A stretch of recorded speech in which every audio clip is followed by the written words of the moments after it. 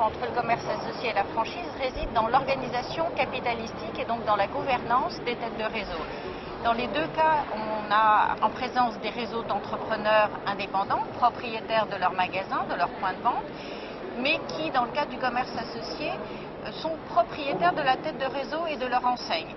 À l'initiative de la formation de chacun de ces structures, ce sont des magasins, des patrons de magasins qui ont décidé de se regrouper pour mutualiser, mettre en commun un certain nombre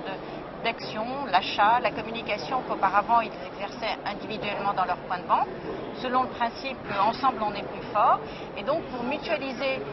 ces opérations, ils ont créé ensemble une structure, généralement une coopérative de commerçants détaillants, qui est une société de moyens qui met à leur disposition un savoir-faire qui leur permet d'optimiser les performances de leur point de vente. La différence va donc se retrouver dans un deuxième temps au niveau de l'organisation et de la gouvernance, puisque en tant que propriétaires de la tête de réseau, ils sont également les administrateurs, donc ils forment le conseil d'administration, le président est toujours un des membres du réseau, et c'est ensemble ces chefs d'entreprise qui prennent les décisions de l'orientation, de la stratégie, de leur enseigne, de leur groupement, et qui décident de le développer. Donc les atouts principaux qu'on va retrouver viennent à la fois de l'entrepreneuriat, qui est cette notion d'entrepreneur qui est fondamentale chez nous, cette indépendance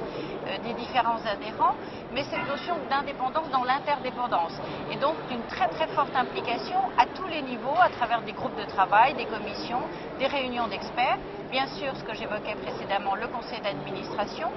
qui fait que la tête de réseau est exclusivement dédiée vers la performance des points de vente. Il n'y a pas deux entités, je dirais d'un côté, comme en franchise, le franchiseur et le franchisé. Chez nous, il y a le réseau et les membres du réseau qui sont ensemble propriétaires de leur structure principale.